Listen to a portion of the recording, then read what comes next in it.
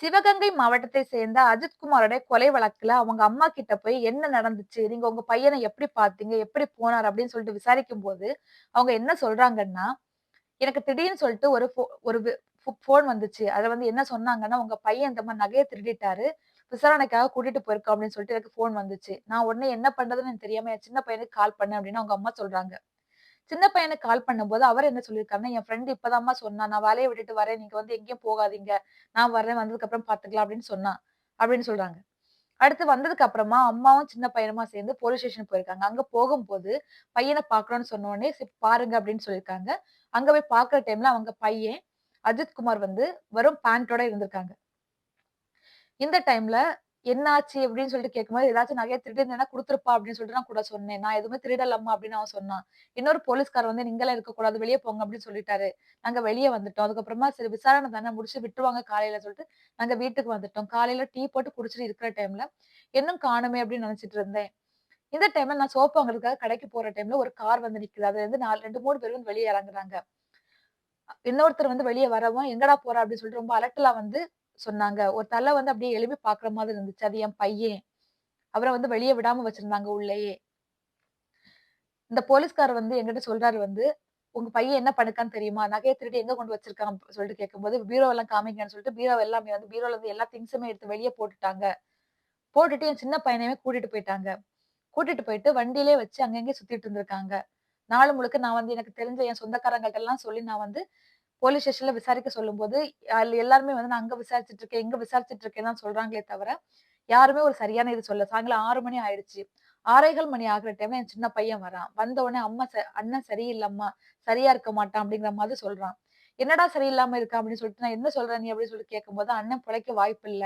பொழைக்க மாட்டாம்மா. அவங்க அந்த அளவுக்கு அடிச்சுட்டாங்க" அப்படின்னு சொல்லிட்டு அழுறான் வந்து. அத கேட்கும்போது பெத்தவளா எனக்கு எப்படி வலி வேதனையா இருக்கும் அப்படின்னு சொல்லிட்டு அவங்க அம்மா ரொம்ப வந்து வேதனையில வந்து அழுறாங்க.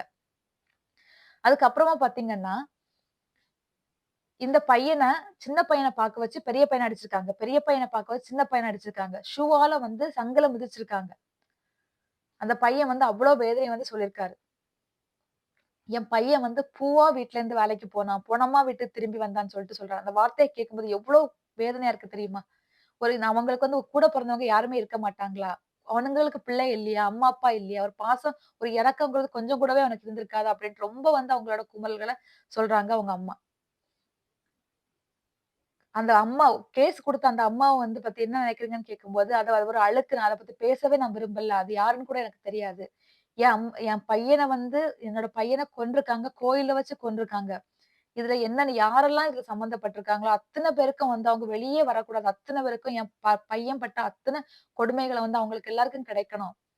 அந்த பொண்ண வந்து ஒரு கூட பிறப்போட இருந்திருப்பாங்கல்ல, அவங்களுக்கும் புள்ள இருந்திருக்கும் இல்லையா? கொஞ்சம் கூட ஒரு இது இல்லையா? என் பையன பைப்பால அடிச்சிருக்காங்க. அவ்வளவு மொளகாத்தூளால என்ன ஒரு கொடூரமான செயல பண்ணியிருக்காங்க. அவங்க தம்பி சொல்லியிருக்காரு, சங்குலலாம் மிதிச்சிருக்காங்க. விக்கல் வந்து தண்ணி கேட்டிருக்காரு அவங்க அண்ணன். கேட்ட இடத்துல தண்ணி குடுக்காம மிளகாத்தூள கலந்து தண்ணி குடுத்துருக்காங்க. கத்துன உடனே முகத்துல வந்து செப்பல போட்டு செப்பலால அடிச்சிருக்காங்க. அவ்ளோ கொடூரமான வந்து ஒரு செயல செஞ்சிருக்காங்க. இதுக்கு அவங்க என்ன சொல்றாங்கன்னா, இந்த மாதிரி கொடூரம் வேற யாருக்கும் நடக்கக்கூடாது. போலீஸ்காரங்கன்னு சொல்லிட்டு இந்த மாரி பண்றாங்க. மஃப்டில வந்து பண்ணியிருக்காங்க. இந்த மாதிரி என் பையனுக்கு நடந்த மாதிரி வேற யாருக்கும் நடக்கக்கூடாது. என் பிள்ளைங்கள வந்து நான் அவ்ளோ கஷ்டப்பட்டு நான் வளர்த்தேன். எந்த ஒரு தப்பும் எதுவும் இதுக்கு முன்னாடி பண்ணியிருந்தா கூட சரி போ அப்ப அம்மாவ அசிங்கப்படுத்துறவன் சொல்லிட்டு எனக்கு ஒரு சமாதானமா இருந்திருக்கும். எதுவுமே பண்ணாது. கொஞ்சம் கூட அழுக்கு இல்லாத என் பசங்க. ரொம்ப பாசமான பிள்ளைங்க. என் சின்ன பையன் வந்து பெரிய மகன அடிச்சத நெனச்சு நெனச்சு அவனால தூங்க முடியல. கண்ண மூடுனா அவனுக்கு வந்து அந்த ஞாபகம் இதாட்டே வருது. அவன் படுற பாட்ட பார்த்து என்னால தாங்க முடியல அப்படின்னு சொல்லிட்டு அவங்க அம்மா வந்து 2 பிள்ளைங்கள பெத்து நான் இவ்வளத்துக்கு கஷ்டப்படுறேன். நான் என்ன பாவம் பண்ணேன் அப்படின்ட்டு அவங்க அவ்வளத்துக்கு வந்து அவங்க குமுறல்கள சொல்றாங்க. அந்த போலீஸ்காரங்களுக்கு கண்டிப்பா தக் தக்க கடுமையான தண்டனை கிடைக்கணும் அப்படின்னு சொல்லிட்டு நான் வேண்டிக்கிறேன். கடவுள்ட்ட வேண்டிக்கிறேன். இந்த மாதிரி பிரச்சனைகள், இந்த மாதிரி கொடூரம் வந்து இந்த தமிழ்நாட்டுல வந்து நடக்கவே கூடாது. நம்ம தமிழ்நாட்டுல வந்து நெறைய கொடூரமான விஷயங்கள் அதிகரிச்சுட்டே போகுது. ஆனா தண்டனைகள் குறைஞ்சுட்டே போகுது. இந்த தண்டனைகளை கடுமையாக்குனா மட்டும் தான் இந்த மாதிரி கொடூரமான மிருகங்கள் வந்து அழியும். பாலியல் பலாத்காரம், தற்கொலை பண்றதுக்கு தூண்டுதல், வரதட்சணை கொடுமை, இந்த மாரி போலீஸாரோட கொடுமை இந்த மாரி நெறைய விஷயங்கள் நடந்துட்டே இருக்கு. கண்டிப்பா வந்து இந்த மாரி கொடுமைகள் அழியணும் அப்படின்னு சொன்னா, மொத்தமா அழியணும்னு நெனச்சீங்கன்னா, கடுமைகள் கொ தண்டனைகள் வந்து கடுமையாக்கப்படணும். மக்கள் வந்து என்ன சொல்றாங்கன்னா, அந்த தாய்க்கோட கண்ணீருக்கு வந்து கண்டிப்பா பதில் கிடைக்கும். இந்த குமுறலுக்கு கண்டிப்பா பதில் கிடைக்கணும். அப்படி என்னதான் கிடைச்சாலும் வந்து, அவங்க போன பையன், இறந்த பையன் திரும்பி கிடைக்க போறது கிடையாது. ஆனா இது மாதிரி ஒரு அஜித்குமார் வந்து இது மாதிரி ஒரு அஜித்குமார் வந்து எனக்கு அனுபவிக்க கூடாது. இந்த அஜித்குமார் பட்ட கொடுமைகள இன்னொரு அஜித்குமார் வந்து அனுபவிக்க கூடாது. அந்த மாரி நினைச்சீங்கன்னா, கண்டிப்பா உங்களோட கருத்து என்னன்னு சொல்லிட்டு கமெண்ட்ல சொல்லுங்க. நம்ம என்னைக்குமே வந்து இந்த அம்மாவுக்கு வந்து கண்டிப்பா சப்போர்ட்டிவா இருக்கணும்.